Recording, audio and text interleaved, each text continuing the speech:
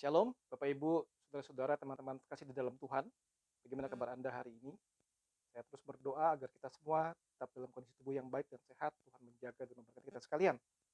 Terima kasih buat Bapak Ibu teman-teman yang sudah setia mendengarkan renungan-renungan yang saya sampaikan setiap minggunya. Dan saya berdoa kiranya apa yang saya ajak kita renungkan sama-sama boleh menjadi kekuatan buat kita semua. Dan feel free untuk bisa men-sharingkan kepada rekan-rekan sekalian. Bapak Ibu, teman-teman sekalian, kita sudah masuk di dalam sesi yang ke-12 dari tema besar yaitu Doing God Agenda Not Mine. Kita akan belajar terus-menerus bagaimana kita bisa makin hari makin serupa dengan Kristus, makin hari makin mau menjalankan agenda Tuhan yang bukan agenda kita. Pasti tidak mudah kita melakukan agenda Tuhan, ya. Kita sudah belajar dari kehidupan Yusuf dalam 2 sesi yang lalu. Apa yang bisa Anda aplikasikan dari hidup Yusuf? Tidak mudah. Kita sudah bahas juga 2 sesi awal daripada kehidupan Musa. Ada 3 season dalam hidupnya dia, 3 zaman besar dalam hidupnya dia, yang dibagi season 1 yaitu adalah waktu usia 1 sampai usia 40. Kita tahu bagaimana adalah masa-masa indah bagi seorang Musa dengan segala kelimpahannya di Mesir. Dia menjadi anak daripada putri Firaun yang mendapatkan pendidikan semua yang terbaik daripada kerajaan Mesir pada waktu itu. Masa-masa yang sangat indah. Kemudian kita sudah melihat masa-masa yang kedua, season kedua, yaitu usia 40 hingga usia 80. Masa-masa yang terbalik banget dengan masa-masa sesi awal. Mengapa? Karena disitulah masa-masa dia tersendiri dan dia bukan siapa-siapa selama 40 tahun. Sudah mudahkah itu kita lakukan jika itu kita alami? Apa yang bisa Anda terapkan, aplikasi dalam hidup kita? Kesimpulannya dari 2 season itu adalah begini. Tuhan itu berintervensi dalam hidup umatnya agar rencana Tuhan digenapi. Maka dalam kehidupan Musa kita melihat dari hero menjadi zero. Terbalik dengan motivasi saat ini, from zero to hero. Tapi Musa mengalami dari hero menjadi zero. Kesimpulan yang kedua adalah apa? Dalam proses pembentukan itu, syukuri dan jalankan dengan setia.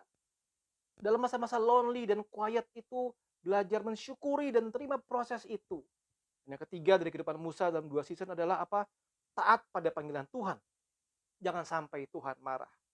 Saudara, season yang ketiga kalau kita menggambarkan sebuah adegan drama atau film kolosal, kita akan mengawalinya dengan cara bagaimana Musa dengan gagah berani di tangan kanannya sebuah tongkat dan di sebelah kirinya dia bersama dengan Harun masuk menghadap gerbang istana yang besar dengan latar belakang adalah bayang-bayang daripada Firaun.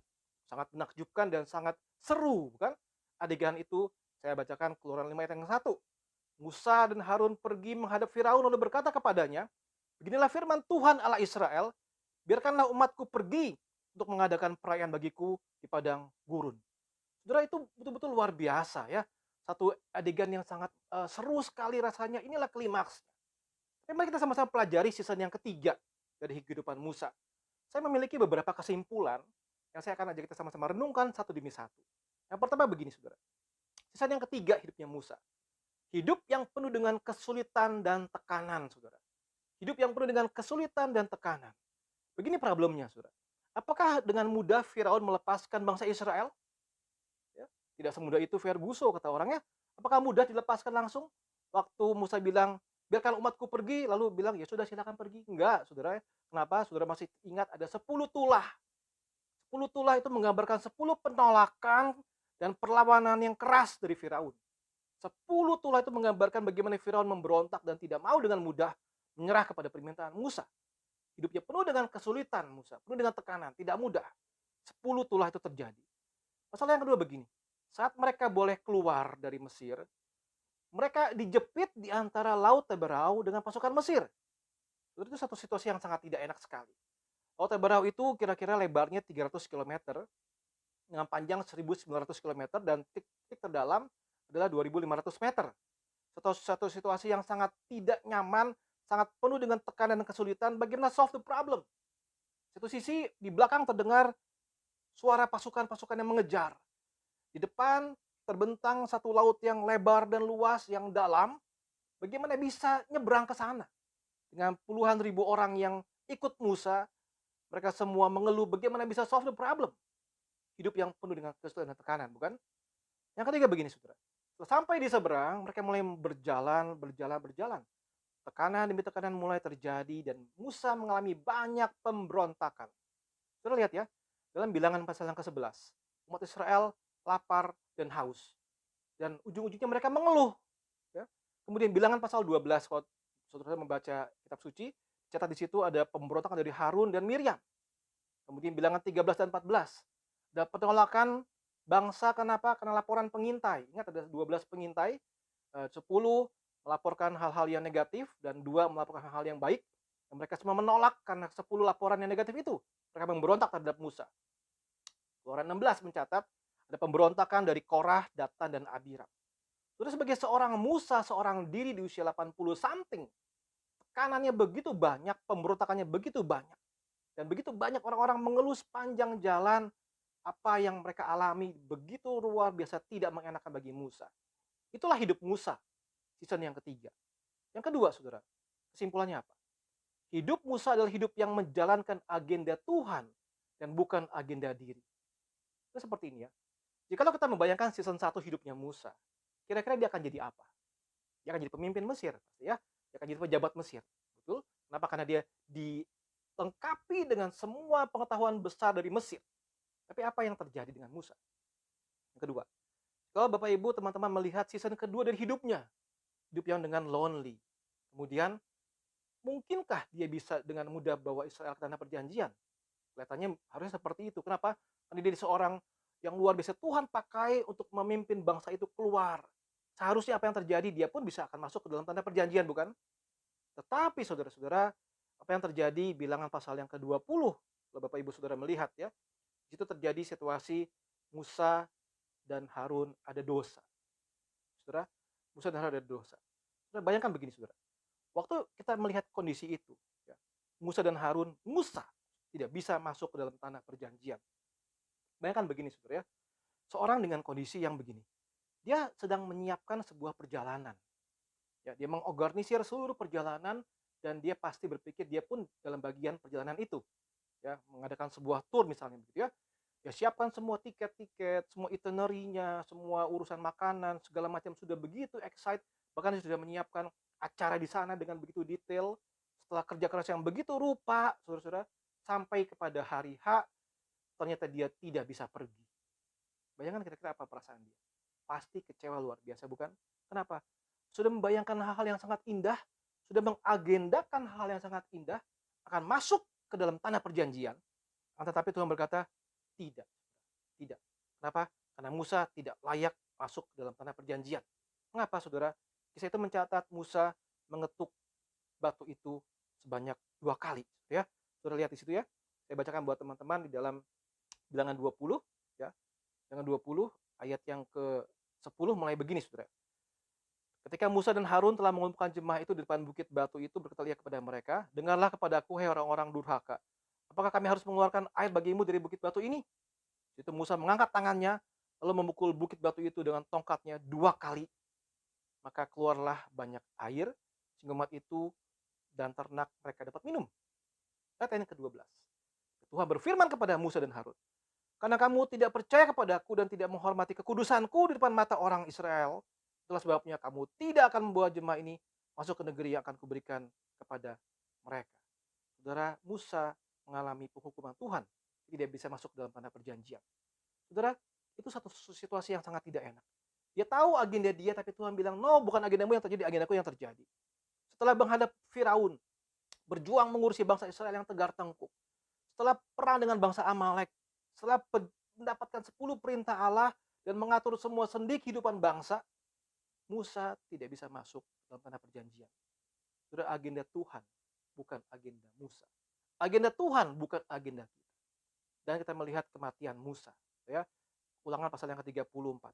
Musa mati dan seluruh bangsa berduka cita karena kematian Musa. Setelah Musa, saya bacakannya, ini menarik sekali, Ulangan 34, ayat yang pertama. Kemudian naiklah Musa dari dataran Moab ke atas gunung Nebo, yakni ke atas puncak Pisga yang di tentangan Yeriko. Lalu Tuhan memperlihatkan kepadanya seluruh negeri itu, dari Gilead sampai ke kota Dan, seluruh Naftali, tanah Efraim, dan Manasye, seluruh tanah Yehuda sampai laut sebelah barat, tanah Negeb dan lembah Yordan, lembah Yeriko, kota pohon korma itu sampai Zoar. Ya saudara, berfirman Tuhan kepadanya, inilah negeri yang kujanjikan kepada sumpah kepada Abraham, Ishak dan Yakub, demikian. Pada keturunan mula akan kuberikan negeri itu, aku mengizinkan kau melihatnya dengan matamu sendiri. tapi engkau tidak akan menyeberang ke sana. Lalu matilah Musa, hamba Tuhan itu. Ke sana karena Moab sesuai dengan firman Tuhan. Jadi Musa hanya dikasih lihat naik atas gunung, melihat sekelilingnya luar biasa tanah yang Tuhan janjikan. Dan Tuhan berkata, aku menggenapi janjiku daripada Allah Abraham, Ishak, Yakub. Aku menggenapi semua. Tapi engkau hanya bisa melihat dengan matamu sendiri, kau tidak akan masuk ke sana. Itu satu hal yang luar biasa tidak mengenakan buat Musa. Yang ketiga, kesimpulan daripada season yang ketiga ini apa? Hidup Musa adalah hidup yang penuh dengan penyertaan Tuhan. Penuh dengan penyertaan Tuhan. Saudara, 10 tulah itu ya, sebetulnya apa sih yang terjadi? Tangan Tuhan sendiri yang menghajar Firaun, bukan? Satu demi satu. Dan Tuhan meluputkan bangsa Israel daripada tulah-tulah itu. Saudara lihat ya, bangsa Israel tinggal di daerah Goshen. Saudara lihat peta di sini, satu wilayah yang sangat kecil di tengah-tengah bangsa Mesir yang sangat luas. Dan apa yang terjadi? Setiap tulah yang terjadi, Tuhan mengkhususkan bangsa Goshen tidak mengalami itu. Tanah Goshen tidak mengalami itu karena ada umat Tuhan di situ. 10 tulah. Tangan Tuhan yang menghajar Firaun. Yang kedua begini, saudara. Saudara lihat, Tuhan membelah laut Teberau, bukan? Keluaran 14 ayat 22. Saya bacakan. Musa mengulurkan tangannya ke atas laut dan semalam-malaman itu Tuhan menguakkan air laut dengan perantaran angin timur yang keras, lalu membuat laut itu menjadi tanah kering, maka terbelahlah air itu. Demikianlah orang Israel berjalan dari tengah-tengah laut, tempat kering, dan di kiri dan kanan mereka air itu sebagai tembok bagi mereka. Tuhan yang bekerja. Tengah-tengah masalah sulit, ada laut di depan, pasukan di belakang, Tuhan yang bekerja. Membuat laut terbelah dua menjadi kering, dan mereka melewatinya dengan selamat. Tuhan juga sendiri yang memberikan makan dan minuman bagi umat Israel. Keluaran 16 ayat keempat, kemudian Keluaran 17 ayat ke-6. Kita bisa lihat di situ. Tuhan turunkan mana dari surga setiap hari buat mereka. Tuhan berikan mereka minuman, ya. Tuhan berikan mereka daging, Keluaran 16 ayat yang kedua, ya. Daging. Saudara, itu semua Tuhan berikan setiap hari, their daily needs, kebutuhan mereka sehari-hari. Tuhan yang sediakan, saudara. Waktu itu mana mungkin bisa ada suplai makanan cukup buat seluruh bangsa Israel. Cukup air, cukup daging, cukup makanan. Tidak mungkin cukup. Tuhanlah yang bekerja buat mereka. Dan kemudian saudara, Tuhan juga yang berperang bagi mereka. Quran 17 ayat 15 dan 16. Saudara perhatikan di situ. Musa mendirikan sebuah mesbah dan menamainya Tuhanlah panji-panjiku. Ia berkata, tangan di atas panji-panji Tuhan. Tuhan berperang melawan Amalek turun-temurun. Tuhan yang berperang melawan bangsa Amalek. Dan yang terakhir saudara-saudara, Tuhan juga yang memberikan 10 hukum Allah. Quran 20 ayat 1 sampai 30. Tuhan memberikan itu untuk mengatur kesejahteraan umatnya. Mengatur semua aturan supaya dengan baik dan tertib dan bisa menghormati Tuhan, menghormati sesama. Sebagai landasan daripada hak asasi manusia. Tuhan yang memberikan semua itu. Supaya kita bisa memahami saudara bahwa dalam periode ketiga ini, season ketiga ini adalah hidup yang penuh dengan penyertaan Tuhan. Terus sebagai penutup saudara, apa yang bisa kita pelajari dari kehidupan Yusuf dan Musa? Ya, 3 hal. Yang pertama begini saudara, tidak mudah ya untuk menjalankan agenda Tuhan. Karena kita punya agenda sendiri, tidak mudah. Yang kedua, sepanjang jalan hidup kita, sepanjang season hidup kita, Tuhan pimpin. Bisakah kita melihat? Bisakah kita merasakan dan mengucap syukur atasnya? Dan yang ketiga kesimpulannya adalah apa? Taatlah dan setialah pada proses pembentukan Tuhan. Karena waktunya Tuhan tiba, semua akan menjadi indah pada waktu Tuhan. Saudara, kiranya renungan ini belajar daripada Yusuf dan Musa, memberikan kekuatan buat kita makin hari makin mau belajar untuk taat pada agenda Tuhan dan bukan pada agenda kita. Ya, Tuhan memberkati kita sekalian. Amin.